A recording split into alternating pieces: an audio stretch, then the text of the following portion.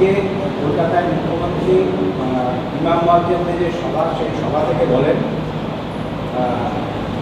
জেতার সময় জিতবেন আর দাঙ্গার সময় রাস্তায় নামবেন না। কংগ্রেস তো ওখানে জিতেছিল। কী করছিল কংগ্রেস যখন দুনিয়াতে দাঙ্গা হয়? আমাদের 3 এমএলএ বাড়ি ভাঙচুর করা হয়েছে, কংগ্রেসের তো কারো করা হয়নি। কী বলবেন? 3 এমএলএর বাড়ি ভাঙচুর কারা করলো সেটা তো পুলিশে খুঁজে বার করা দরকার। হাস্যস্কর। বাংলার মুখ্যমন্ত্রী কমসে কম আপনি হাসির খোরাক হয়েন না, তাহলে ভালো লাগবে।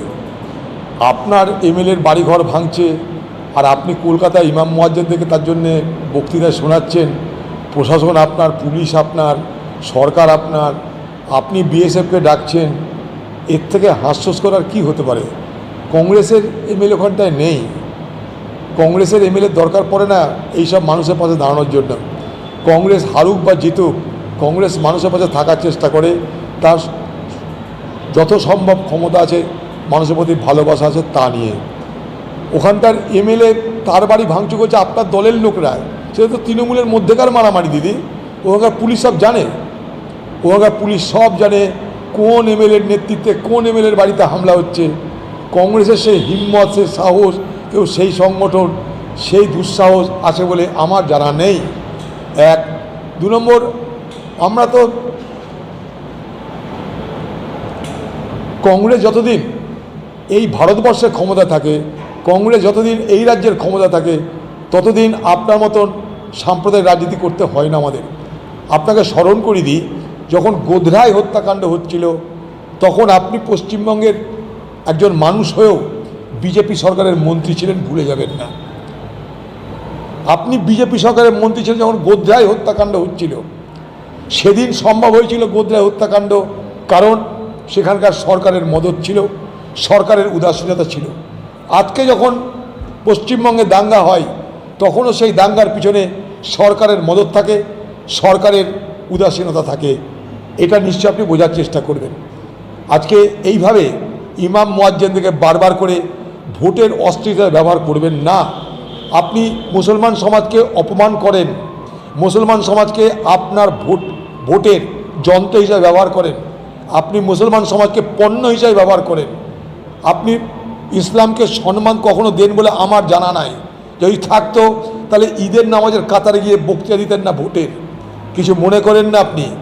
আপনি এই চালাকিটা যত করছেন তত বাংলায় বিভাজনের রাজনীতি তৈরি হচ্ছে।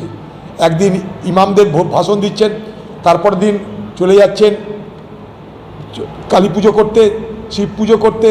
এইসব ঢপের কীর্তন আর করেন না দিদি। বাংলার মানুষ আপনার ঢপের কীর্তন দেখতে দেখতে বাংলার মানুষ আজ কাহিল হয়ে গেছে। আপনি মানুষের পাশে দাঁড়ান। হিন্দু আপনার, মুসলমান আপনার, শিখ আপনার, খ্রিস্টান আপনার। আপনি একবার মুর্শিদাবাদে আসুন না। আপনি তো দৌড়িয়ে চলে যান গোয়া, দৌড়িয়ে চলে যাচ্ছেন হাতরাস, দৌড়িয়ে চলে যাচ্ছেন মণিপুর, আপনার লোক পাঠাচ্ছেন। তো আপনার প্রতিনিধি দল কেন এখনও আসেন এখানটাই? আমার প্রশ্ন। আপনার প্রতিনিধি দল, আপনি সরকারে, আপনার সরকারের প্রতিনিধি দল কেন আপনার তরফ থেকে পাঠানো হয়নি? রঘুনাথগঞ্জে, এই জঙ্গিপুরে, শামসেরগঞ্জে, মোথাবাড়িতে 1-1.5 সপ্তাহ পার হয়ে গেল এই দাঙ্গা চলছে। মোথাবাড়িতে দাঙ্গা লাগিয়েছে আপনার দলের নেতা। খবর নিয়ে দেখবেন। জঙ্গিপুরে, শামসেরগঞ্জে, সুজার মোড়ে সব জায়গায় গণ্ডগোল করানোর পিছনে ছিল আপনার লোক।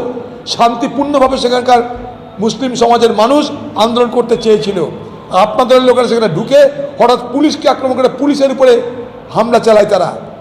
তার জন্য সমস্ত বিষয়টা ওয়াকফের আইনের প্রতিবাদ থাকলো না, সেই বিষয়টাকে চলে গেল পুলিশের সঙ্গে সংঘর্ষে।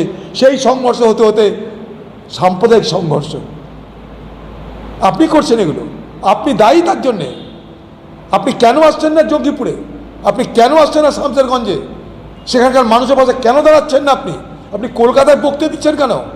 এখানে আসুন, আপনি এখানে সবাইকে ডাকুন, আপনি আমাদেরকেও ডাকুন। যদি কংগ্রেসের লোক মনে করেন আমরা কিছু বলতে যাই আপনাকে, সেই সততা, সেই দৃঢ়তা আপনার কি আছে? না, আপনি চালাকি জানেন।